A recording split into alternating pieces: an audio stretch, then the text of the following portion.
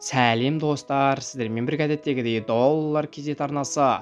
Бүгін мен сіздерге доллар тарихы, доллардың шығу тегі, доллар белгісі қалай пайда болды, жалпы доллар туралы қысқа нұсқа пайдалы ақпараттарды сіздермен бөліспекпін. Олай болса мені мұқият тыңдаңыздар. ақш доллары ұзақ және жұмбақ тарихы бар әлемдегі резервтік валюталардың бірі болып табылады. Доллар пайда болған уақытқа және заманауи дизайнды банкноталарға иемденуге ерекше назар аудару қажет. Доллардың шығу тегі. Доллар сөзінің өзі орта ғасырлық Еуропада пайда болған.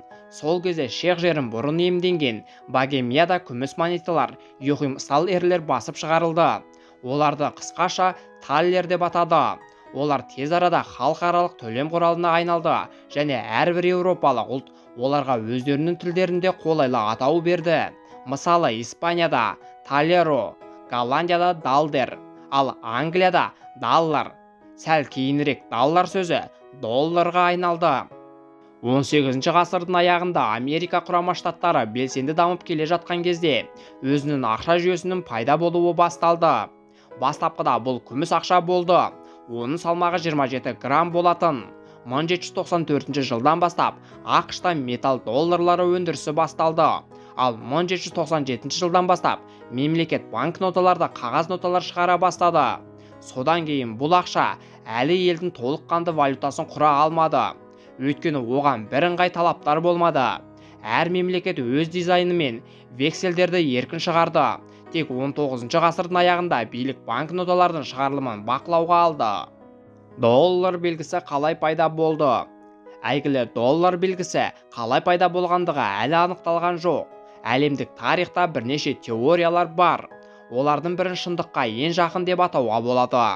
Соған сәйкес доллар белгісін алғаш рет 1778 жылы Ирландия тектес жаңа Орлеан саудагері Оливер Палдок қолданған. Ол азамат соғыс кезінде американдық әскери патриоттарды жеткізді. Есептеулер жүргізген кезде кәсіпкер бухгалтерлік кітаптарда кірістердің алдында П және С әріптері тоғысқан белгішені көрсетті. Осы жолмен жасалған шот фактуралар Палдок сол кездегі әйгілі американдық саясаткер Роберт Морриске ауысады. Кейіннен Моррис мемлекеттік құжаттарда доллар белгісін қолданған алғашқы шенеулік болды. П және С әріптері испан песосының көптігі үшін стенография болды. Бұл монеталар қазіргі Мексика аумағында шығарылды және алғаш рет жаңа пайда болып жатқан Америка құрама штаттарының ішкі саудасында белсенді қолданылды. Нәтижесінде бұл белгіше елде ресми түрде қабылданған валюта долларды білдіре бастады. Сонымен қатар Геракл бағандарының Гибралтар құрметіне арналған белгіде екі тік таяқша пайда болды. Бұл ескі және жаңа әлемдерді байланыстыратын теңіз жолында орналасқан биіктіктер. Қазіргі заманғы валюта. Доллар билеттерінің заманауи дизайны 1928 жылы алынған. Бір қызығы оны Ресейден көшіп келген суретші Сергей Макароновский әзірлеген. Ол ақш-тың әйгілі мемлекет қайраткерлерінің портреттерін банкноталарға бейнелеуге шешім қабылдады. Банкноталарда ұлы мөрдің, мемлекеттік елтаңба, рәміздерді, жебелермен қоршалған бүркіт және зәйтүн ағаштары бейнеленген. Бәрін көретін көздің әйгілі символы адамның көзі бар пирамидаға келетін болсақ, ол ақш-тың құрылуы мен дамуына қатысқан Массон лоджының ұлылығын еске салу ретінде бейнеленген. Банкноталардағы жасыл түсте бірден пайда болған жоқ. Тек 1929 жылы бұған дейін ақ, көк және басқа сиялар басып шығаруда қолданылған. Бірақ кейінірек жасыл бояу арзан әрі сыртқы әсерлерге төзімді болып шықты. Сондай-ақ билік бұл түс оптимизм мен ақшаға деген сенімділік сезімін оятады деп шешті. Сондықтан ол ресми болды. 2004 жылдан бастап үкімет қайтадан түрлі түсті вексельдер шығару туралы шешім қабылдағанын айта кеткен жөн.